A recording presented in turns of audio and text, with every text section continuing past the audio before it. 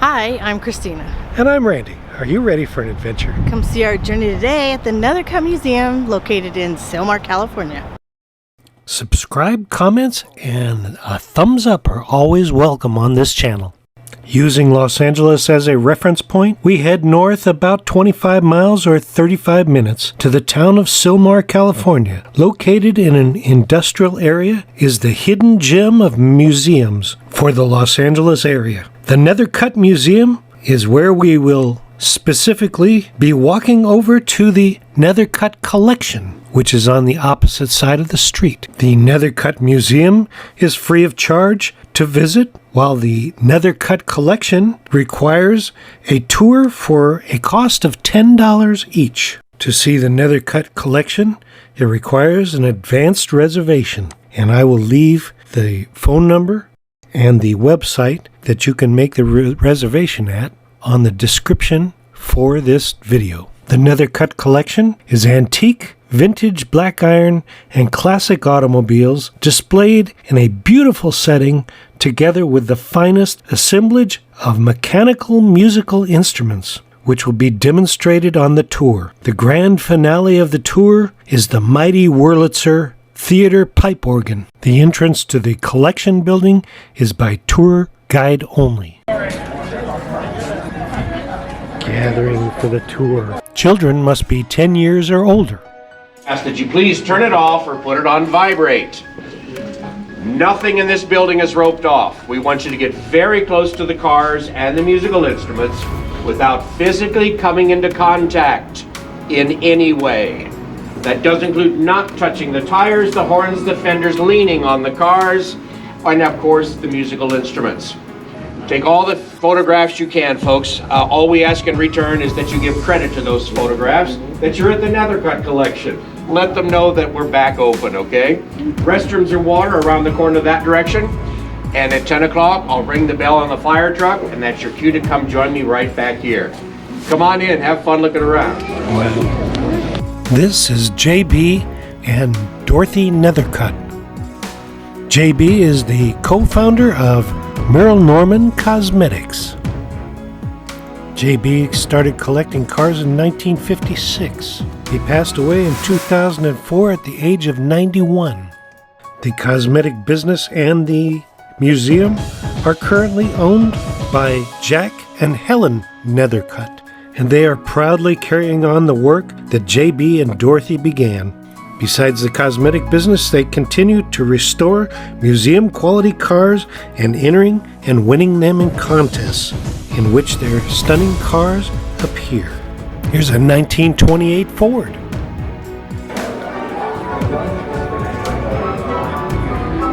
They let everybody loose on the first floor, and that way everybody can look at everything at their leisure and go right up to things. There's no barriers around. You're just not allowed to touch. Here's a 1913 fire truck in mint condition.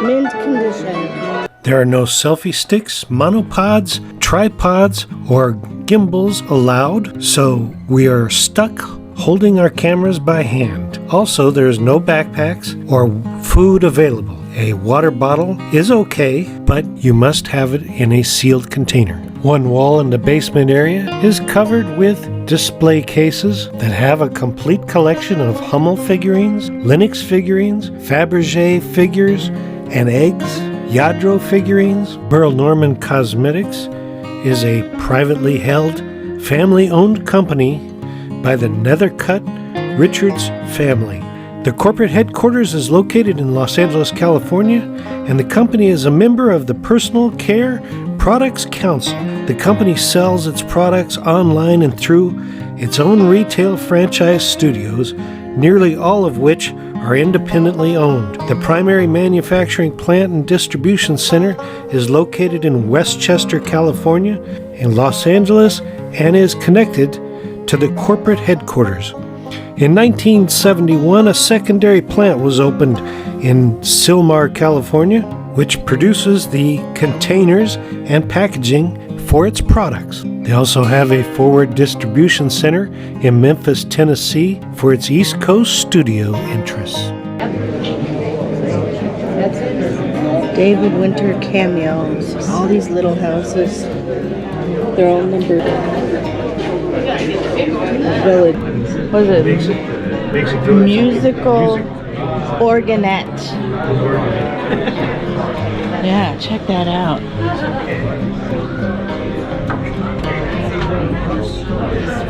Just like This is the first Merle Norman delivery truck from 1927. It made me think that one day all these Amazon trucks we see on the streets will one day be in a museum. Makes you think, doesn't it? the new. Look at that. New. $675. What a thought, huh? Beautiful old cars are everywhere you look.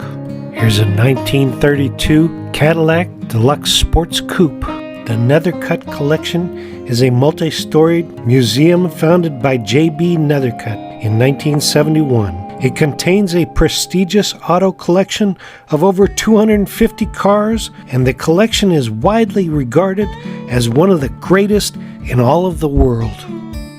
Look at the fringe on the top there.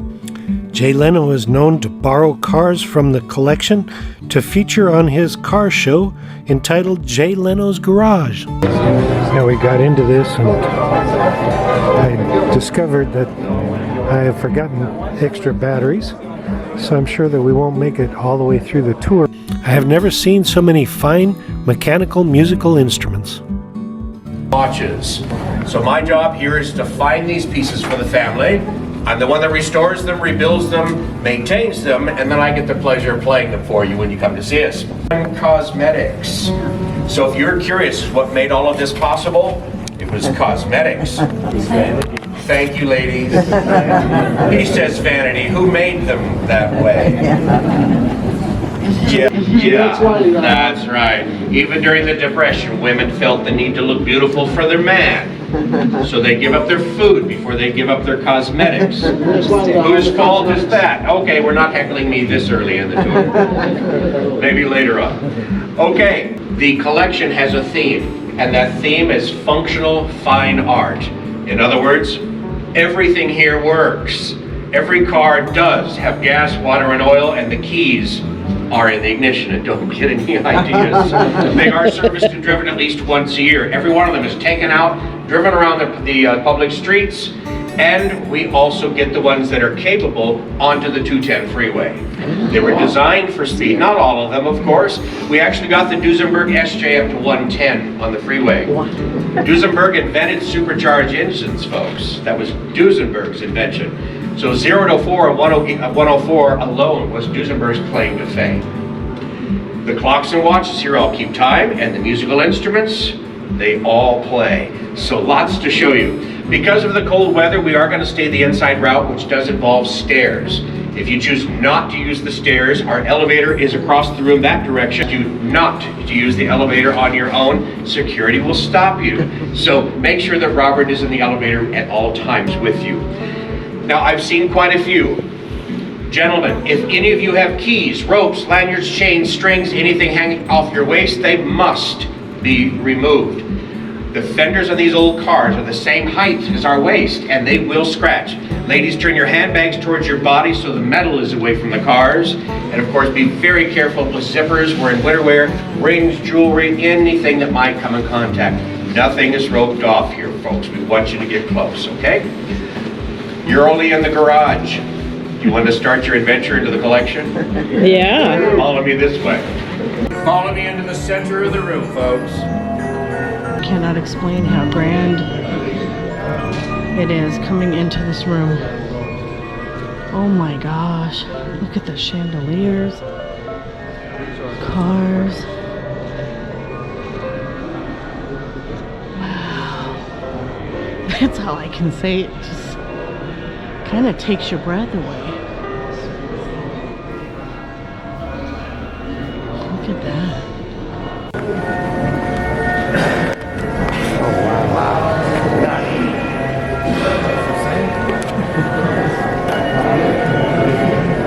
Beautiful.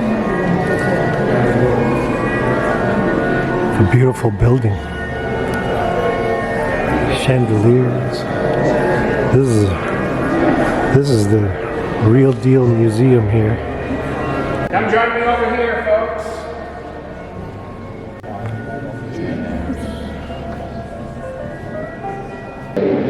Welcome to the Grand Salon showroom. Our subtle little displayer. It's beautiful, isn't it? Yes. What does this room look like to you? What does it remind you of? Palace. Ballroom. Palace. Ballroom's the number one answer. But the best answer I've ever gotten? Money. What it's meant to look like, folks, is an automobile showroom of the teens, 20s, and 30s. When you went shopping for high-end cars, Lincolns, Packards, Cadillacs, Duesenbergs. You walked into showrooms just like this. Even in Los Angeles, down at Wilshire Boulevard, we had showrooms like this. Beneath your feet are two rare marbles. The black is from Italy, the green is from Vermont, and the rouge on all of the columns came all the way from Africa. The cars. Aren't they beautiful? They truly are works of art. You wouldn't lose any one of these in the mall lot, would you? Well, they're beautiful now, but this isn't how they arrived here. Many of these cars showed up as rusted out piles of junk, unrecognizable as to what they were at one time or what they could be again. Many of these were considered barn finds, field finds. If you've seen the television show American Pickers, this is what they search for. Abandoned, forgotten relics left to disappear into time. What's important for us is this car worthy of being retrieved, worthy of saving, worthy of restoration? Can we ever drive it again? And most importantly, what color was she? We have our own staff of automobile craftsmen that when a car like this is chosen for restoration by Mr. Nethercutt himself, it is thoroughly researched before we ever touch it. It's stripped down to the frame. Every part, every piece is removed, researched again, and then meticulously restored to as new condition. This is how they looked when they were new. We wouldn't be one of the finest collections in the world if we over-restored or exaggerated a restoration. It takes us a year to 2 years just on one car, and there's only 3 things we don't do here on site. We do not do any of the chrome or nickel plating. We do not make tires, and we do not make glass. But everything else is done here. We need a hood, a frame, a fender. We'll make it in our own metal shops on the other side of this very wall. Our restorations even include the correct colors. Are you surprised at the colors you've seen this morning? Yeah. Look at this.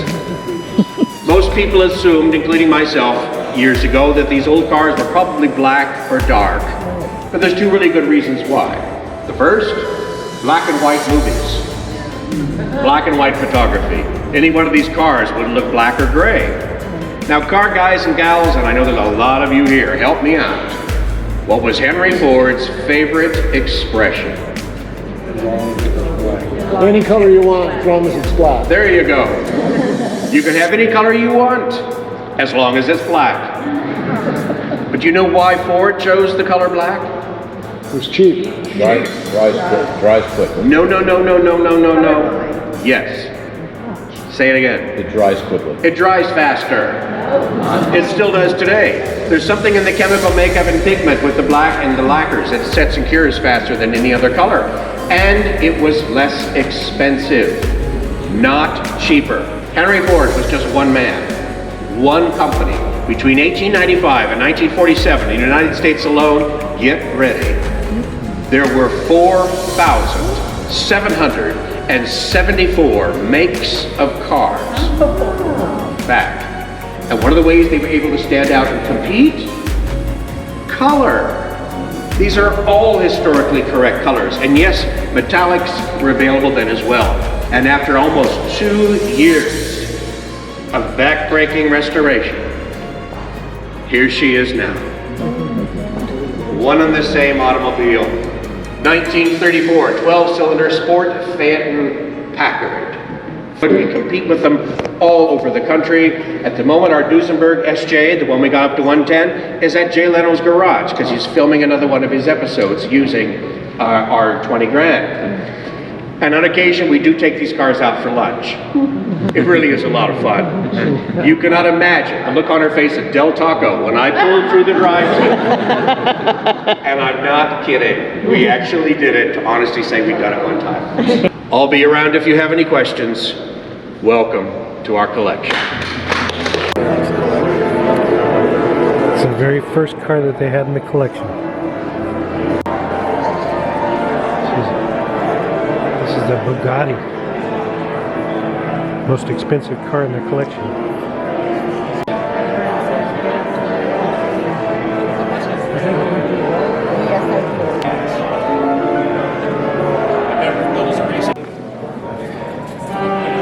Quite a room. I just want to show the room. The room is huge, it's beautiful, the cars are magnificent.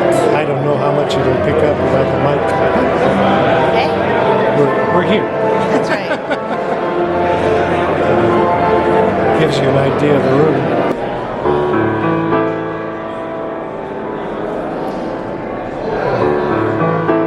See it all behind us. Yeah. Beautiful. It is a genuine Tiffany grandfather clock and sold at a Tiffany Smith Avenue showroom in New York on 5th Avenue. I thought that already did that. In 1893. It is hand carved out of one block of Cuban mahogany. That's one piece of wood. Shots here.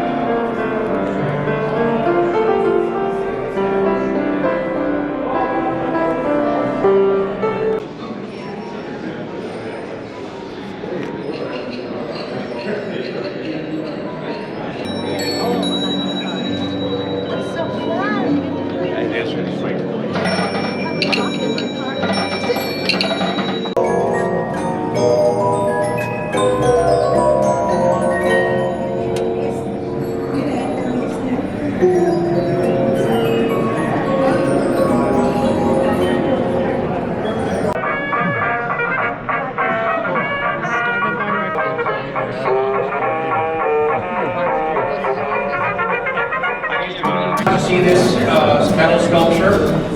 It is called Spirit of the West. It was built in 1915, and it is 600 pounds of sterling silver and 24 karat gold.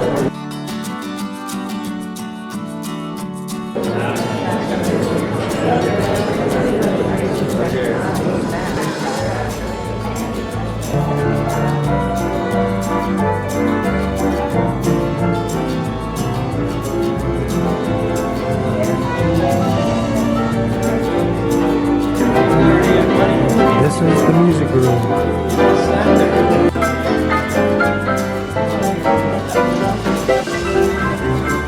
All kinds of player pianos. When they had the building built, they wanted a music room so they could come and be entertained.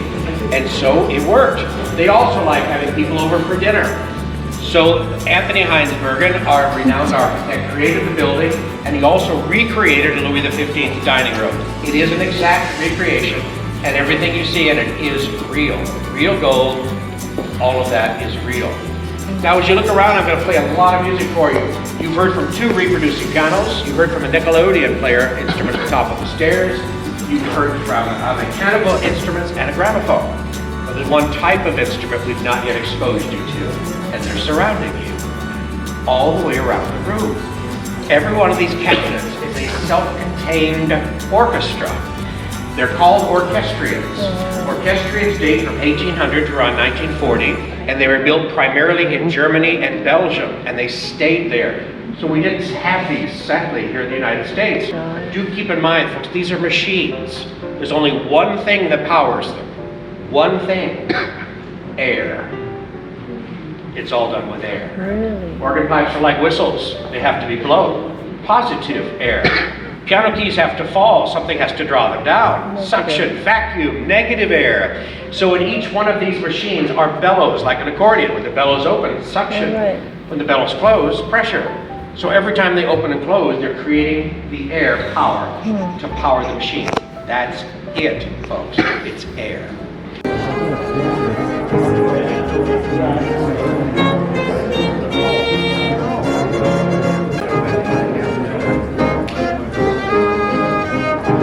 Those are some big bellows.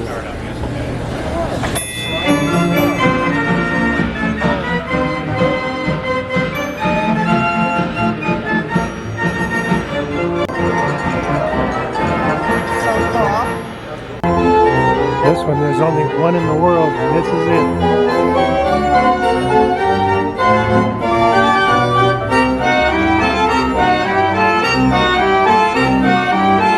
Until the mid to late 20s, with the premiere of the very first successful full-length sound picture, Al Jolson's The Jazz Singer.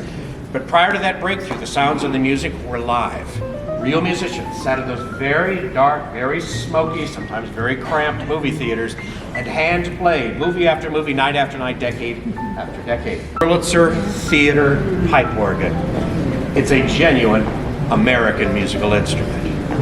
Built and invented and created specifically to accompany silent movies. Yes, the pipe organ itself is ancient, folks. It's even in the Bible, in the Old Testament. It's an extremely ancient instrument. But the theater pipe organ didn't have a very long life. Once the talkies came in, the last silent movie aired in 1935, and these were no longer needed. The world, waiting to play at this very moment, are 5,132 organ pipes. Oh my God. They range in size from 1/4 of an inch, which is the size of the pink erasers on our yellow number 2 pencil. So in addition to all the pipes are sound effects. Each, look, more buttons to play with. Each one of these little white buttons is directly attached to sound effects inside the organ. If I'm just playing on the keyboards, and remember our organist play with both hands and both feet simultaneously, it is doing this. I'm only making music on the keyboard, but you needed sound effects to bring the movie to life. So they equipped them with sounds. I'm going to play them for you. This organ is 105 years old, as are the sound effects. Nothing is modern day about the organ other than its current operating system. It only changes modern day how it functions, not how it sounds or plays, okay? Because we had to modernize it. So let's pretend. The movie just started. The character in this movie is going to go up to a very large brass gong to ring it. I have to watch that screen because when that character strikes the gong, I have to provide the music. So I'm watching. 30-inch brass gong, 100-pound, 100 PSI pneumatic hammer. Over there in the corner. The sounds are also very generic. One sound, maybe a dozen things.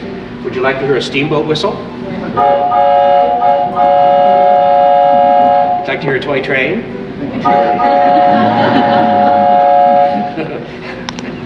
You guys are fun. Avalanche warning? Doorbell. Telephone. Refill my Starbucks. Fire. There's the alarm. Where's the fire truck?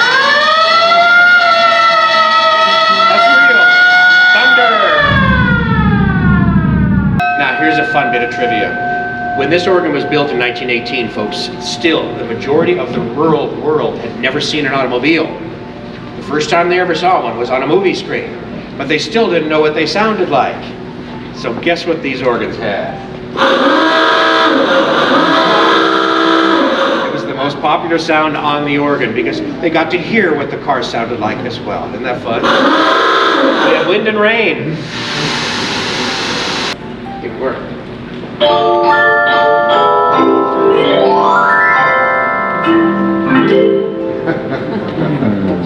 It's real. That's 105 years old. Now, do you remember the theme of the collection from the very beginning of the tour? Yes. Fine art. Functional fine art. Everything here has to function, everything here has to play by itself. Pipe organs don't play by themselves. You may record. You have my permission to record me, my voice, my characters, and the music. All we ask in return is that you post them. Share them. Not for because that's our only source of advertising, folks. So please share them. Let the world know that we're here.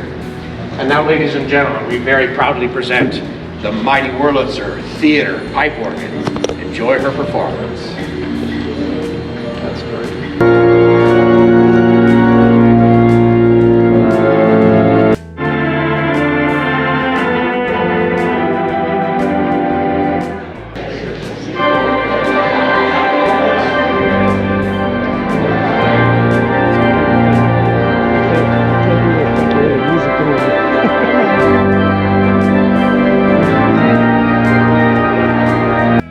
Okay, you're gonna keep doing it. Charge! Charge!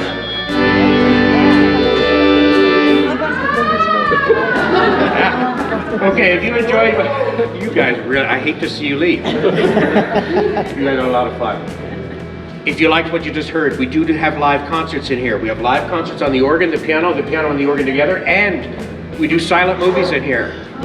Yeah, we bring in a 1908 hand-cranked projector and we hand-crank the movies. That's the way it was. And accompanied live on the organ. It's an amazing experience. So check on our website to see when we resume. Over across the street are 130 more cars and a train. Lots to see over across the street. The train is a 1937 Canadian Pacific Royal Hudson locomotive, proudly pulling a 1912 Pullman Private Palace car. That's a lot of P's to get out of there. Yeah. They're through the museum across the street, double doors in the back. Can't miss a big train. Thanks again. One last thing. Hi-yo, Silver! If you enjoyed our vlog, please subscribe And ring that notification bell. and give us a like. It lets us know you care. And we'll see you on the next one. We hope you like this one. We Bye. loved it. Bye. Bye.